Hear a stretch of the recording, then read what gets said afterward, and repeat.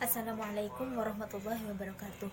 Kami di sini kelompok 12 akan menjelaskan tentang telekomunikasi dan jaringan. Perkenalkan, saya sendiri adalah Nakibati Rifkatul Hamzah NIM 206. Assalamualaikum warahmatullahi wabarakatuh. Perkenalkan, nama saya Adam Wicahyana, NIM 1802211002414. Assalamualaikum warahmatullahi wabarakatuh. Perkenalkan, nama saya Felia Dwi Anggraini, angkatan 2017, NIM 030. Yang pertama adalah pengertian telekomunikasi.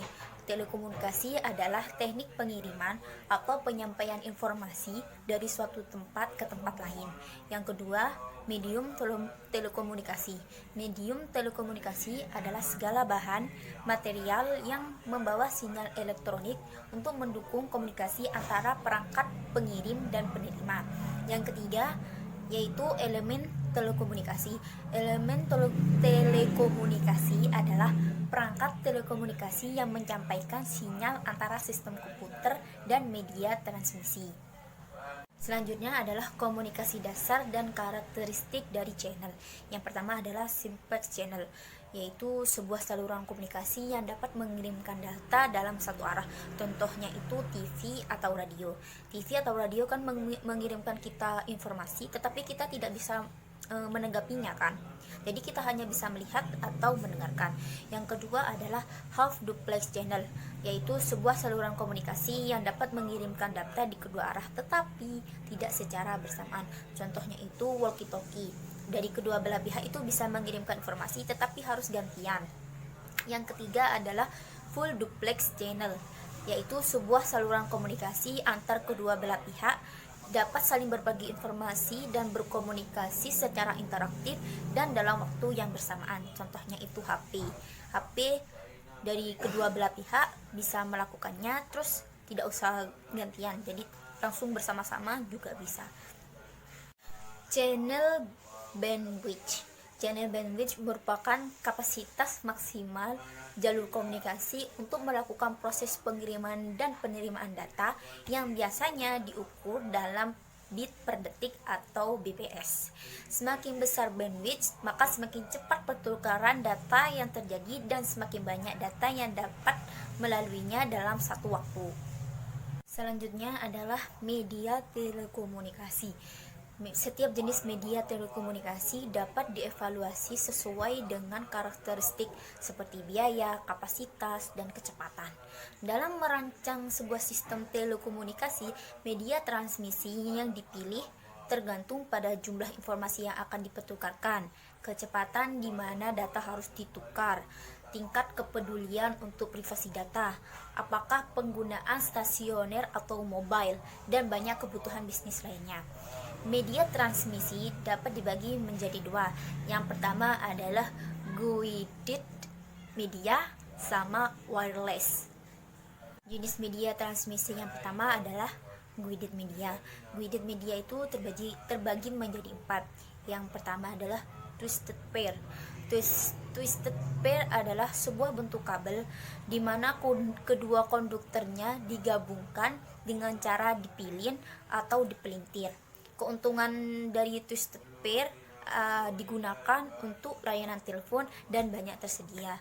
Terus kekurangannya adalah kecepatan transmisi dan keterbatasan jarak.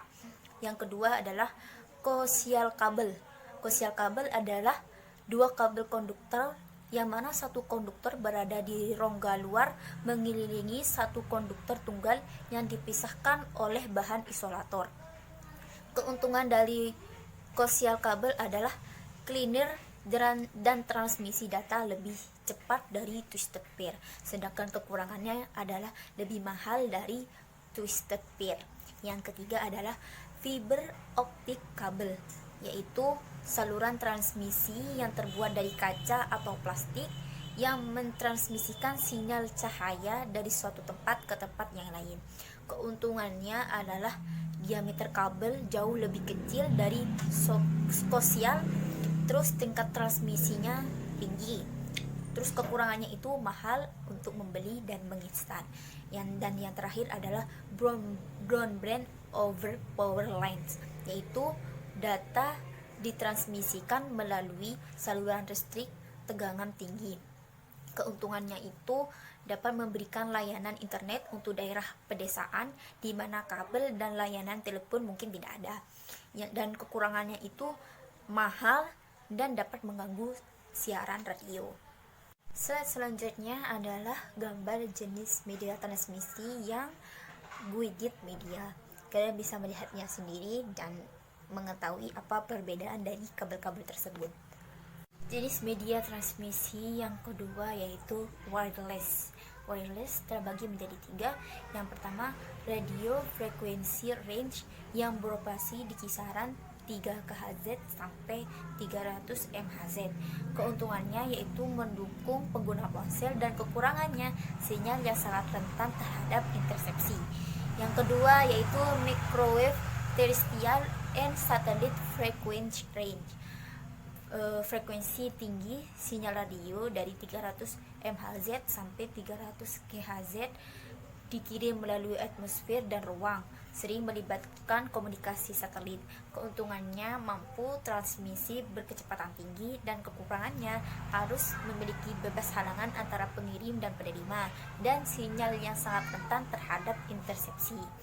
Yang ketiga yaitu infrared frequency range, yaitu sinyal dalam rentang frekuensi 300 GHz sampai 400 THz dikirim melalui udara sebagai gelombang cahaya. Keuntungannya memungkinkan Anda memindahkan, menghapus, dan menginstal perangkat tanpa kabel mahal, dan keuntungannya harus memiliki bebas halangan antara pengirim dan penerima dan transmisi efektif hanya untuk jarak pendek. Selanjutnya yaitu perangkat keras telekomunikasi. Yang pertama adalah modem, yaitu perangkat yang mengubah sinyal komunikasi sehingga dapat ditransmisikan melalui media komunikasi. Yang kedua yaitu multiplex, yaitu perangkat yang menggabungkan data dari beberapa sumber data menjadi sinyal keluaran tunggal yang membawa beberapa saluran. Dan yang ketiga yaitu front end processor, yaitu sebuah komputer yang tujuannya mengelola komunikasi ke dan dari sistem komputer yang melayani ratusan atau bahkan ribuan pengguna. Dan yang keempat yaitu private branch exchange, yaitu sebuah perangkat penyambung komunikasi telepon yang digunakan oleh suatu lembaga atau perusahaan. Yang kelima adalah switch. Switch menggunakan alamat perangkat fisik di setiap pesan masuk di jaringan untuk menentukan port output mana yang harus diteruskan untuk mencapai perangkat lain di jaringan yang sama.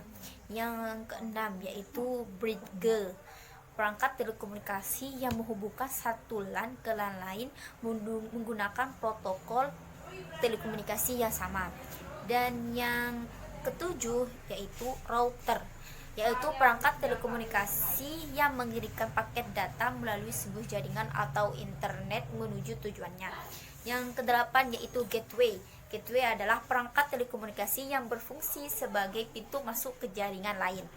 Yang terakhir yaitu layanan DSL atau Digital Subscriber Line, yaitu layanan telekomunikasi yang memberikan akses internet kecepatan tinggi untuk rumah dan usaha kecil melalui saluran telepon yang ada jaringan telepon lokal. Kalian bisa melihat sendiri gambarnya yang ada di slide.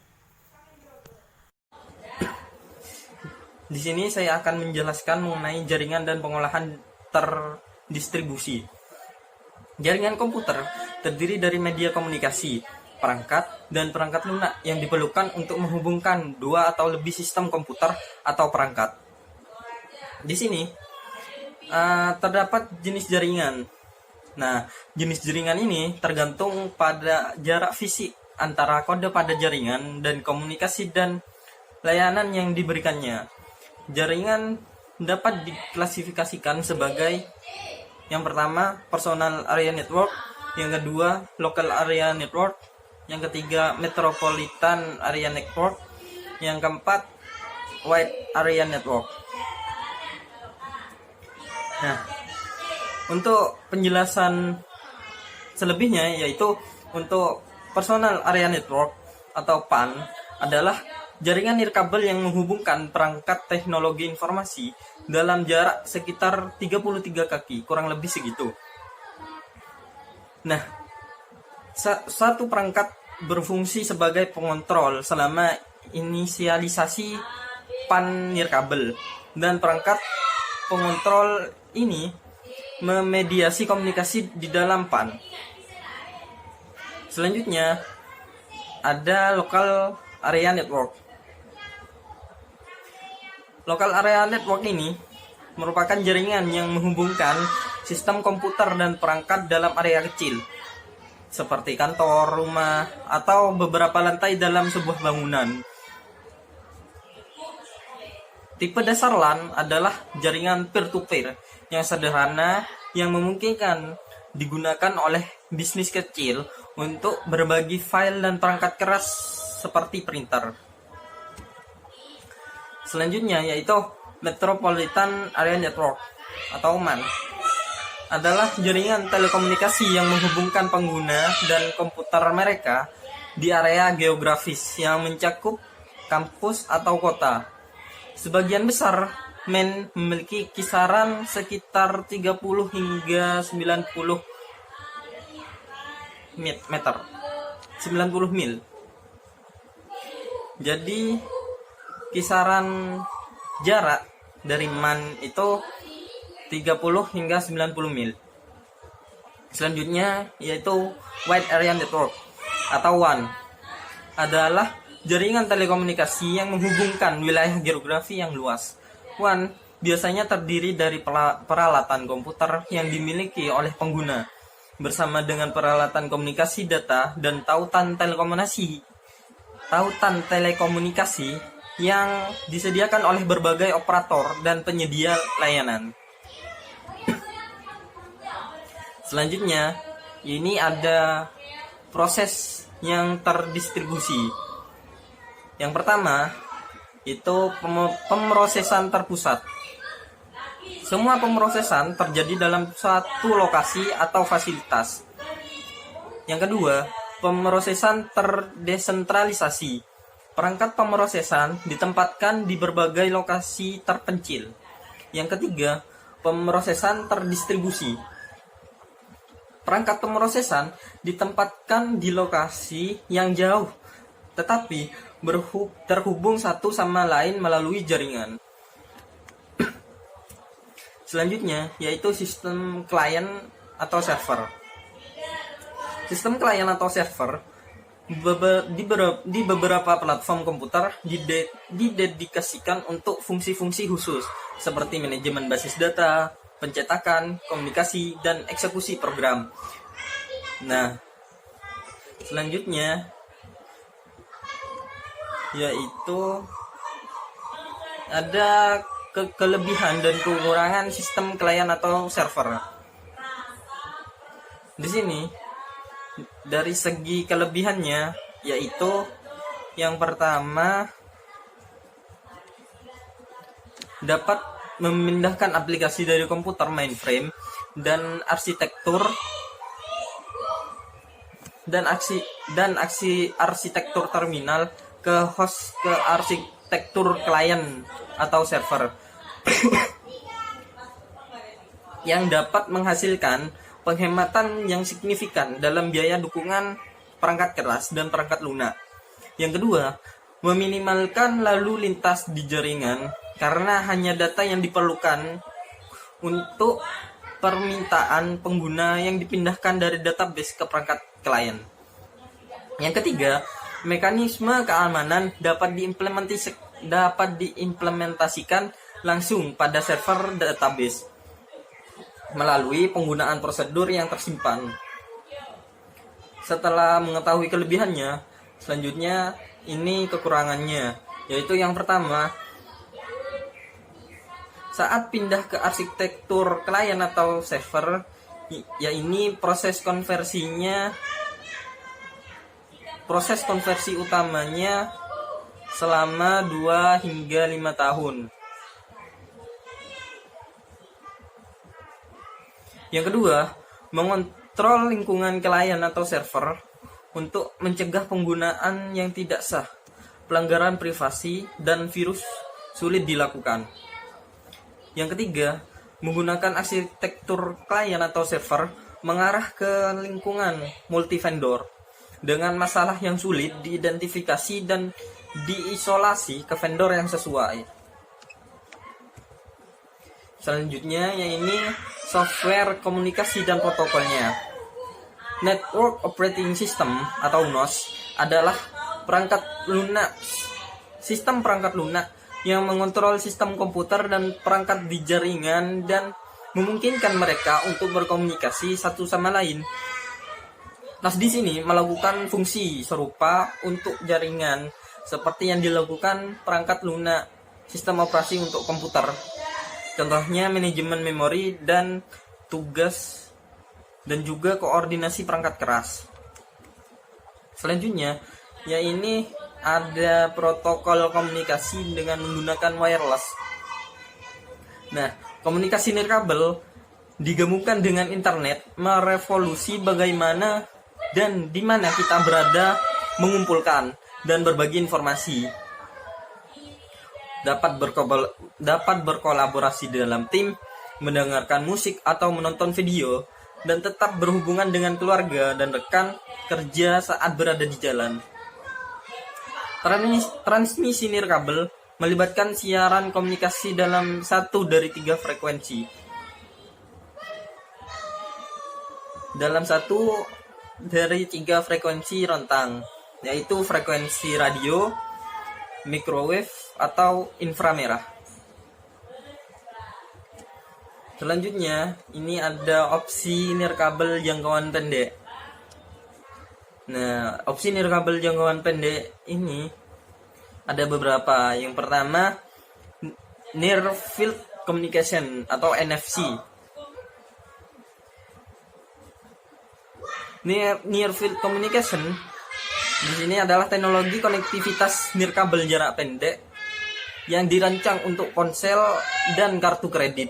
Dengan NFC, konsumen dapat melambaikan kartu kredit mereka atau bahkan ponsel dalam beberapa inci dari terminal point of sale untuk membayar pembelian. Kemudian yang kedua ada Bluetooth.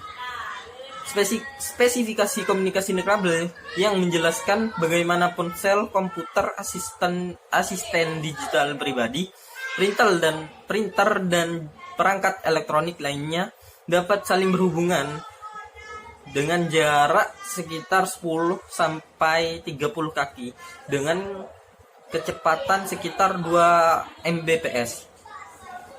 Yang ketiga ada ultra wideband.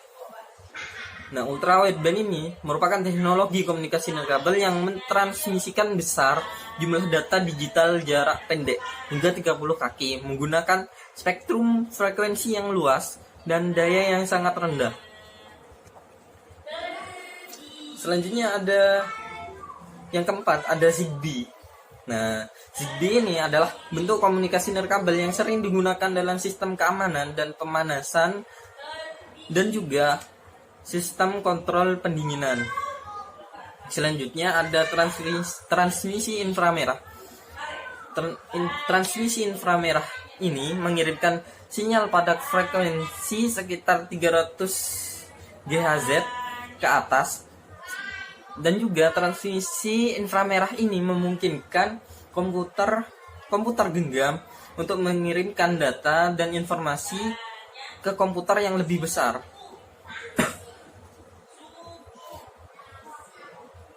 Yang berada dalam ruangan yang sama dan untuk menghubungkan layar tampilan, printer, dan mouse ke komputer.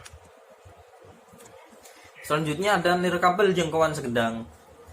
Nirkabel jangkauan sedang ini contohnya seperti WiFi. Nah, akses WiFi di sini memiliki jangkauan maksimum sekitar 300 kaki di luar ruangan dan 1000 kaki dalam bangunan. Selanjutnya ada jaringan nirkabel luas area. Jaringan nirkabel luas area yang pertama yaitu transmisi gelombang mikro atau microwave. Nah, di sini microwave memiliki sinyal frekuensi tinggi sekitar 300 MHz sampai 300 GHz yang dikirim melalui udara. Gelombang mikroterestrial atau gelombang yang terikat pada bumi ditransmisikan oleh perangkat line of sight, sehingga garis pandang antara pemancar dan penerima harus tidak terhalang. Selanjutnya, ini ada wireless mesh. Wireless mesh ini menggunakan beberapa titik akses WiFi untuk menghubungkan serangkaian area lokal yang saling terhubung jaringan untuk membentuk jaringan luas area luas yang mampu melayani kampus besar atau seluruh kota. Selanjutnya ada komunikasi nirkabel 3G. Nah, di sini berbagai macam 3G protokol komunikasi seluler dapat mendukung banyak aplikasi bisnis. Tantangannya adalah untuk memungkinkan protokol-protokol ini untuk berkomunikasi dan mendukung nirkabel global yang cepat andai komunikasi.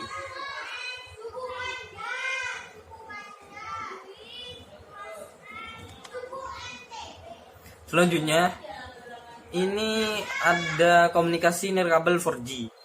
Nah, di sini 4G adalah kependekan dari Mobile Broadband Generation keempat yang diharapkan dapat dihasilkan versi yang lebih canggih dari multimedia yang ditingkatkan, video streaming yang lancar, akses universal, kemudian portabilitas di semua jenis perangkat, dan akhirnya kemampuan roaming di seluruh dunia. Selanjutnya, ini ada WiMAX. WiMAX beroperasi seperti Wi-Fi, hanya lebih besar jarak dan pada kecepatan transmisinya lebih cepat. Menara WiMAX terhubung langsung ke internet melalui bandwidth yang tinggi. Koneksi kabel. Menara WiMAX menggunakan tautan gelombang mikro yang saling berhadapan. WiMAX dapat mendukung komunikasi data dengan kecepatan sekitar 70 Mbps.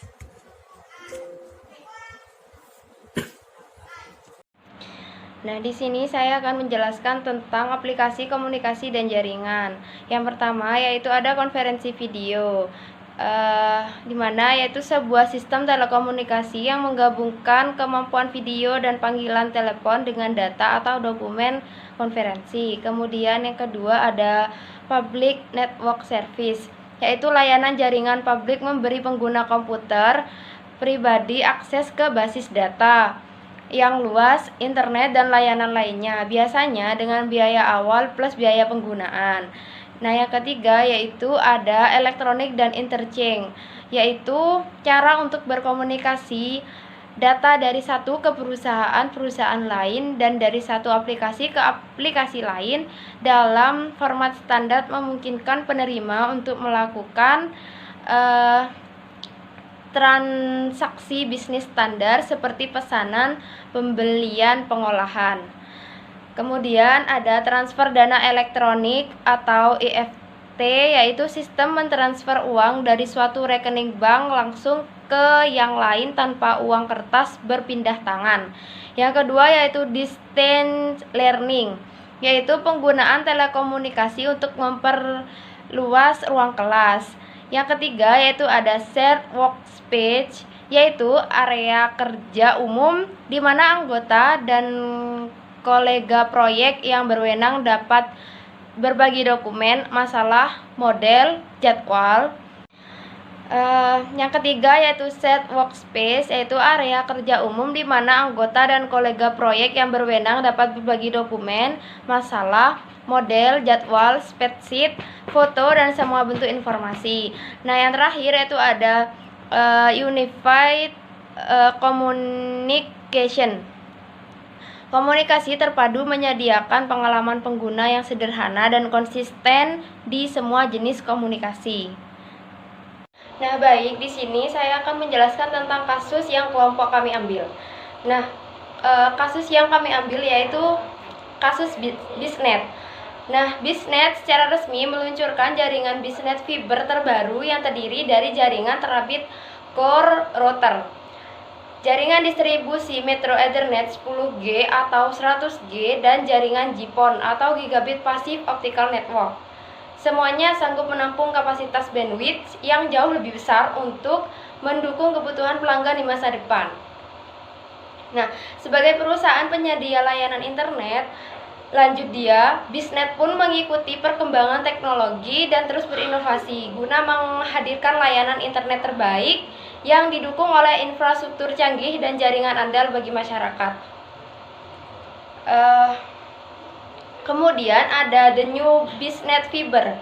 Sebagai bentuk komitmen untuk meningkatkan kualitas layanan kami, BISNet telah mengaktifkan jaringan BISNet fiber terbaru yang terdiri dari jaringan terabit core router, kemudian jaringan distribusi Metro Ethernet 10G atau 100G, dan jaringan GPON atau Gigabit Passive Optical Network, sehingga dapat menampung kapasitas yang dibutuhkan di masa depan. Kemudian ini ada keunggulan jaringan Metro Ethernet 10G atau 100G. Nah, yang pertama itu menggunakan teknologi jaringan Metro Ethernet berbentuk ring sehingga memberikan proteksi secara otomatis jika kabel backbone fiber optik terputus. Kemudian kapasitas besar hingga 100 Gbps. Dan ada keunggulan jaringan GPON atau yang disebut dengan Gigabit Passive Optical Network. Yang pertama yaitu menggunakan jaringan proteksi dan full fiber hingga ke lokasi pelanggan, kemudian berbasis teknologi akses jaringan GPON yang mampu mendeliver layanan sampai dengan 2,5 Gbps. Kemudian ada perangkat modern ONT atau Optical Network Terminal. Ini termasuk WiFi terbaru dengan kemampuan transfer data yang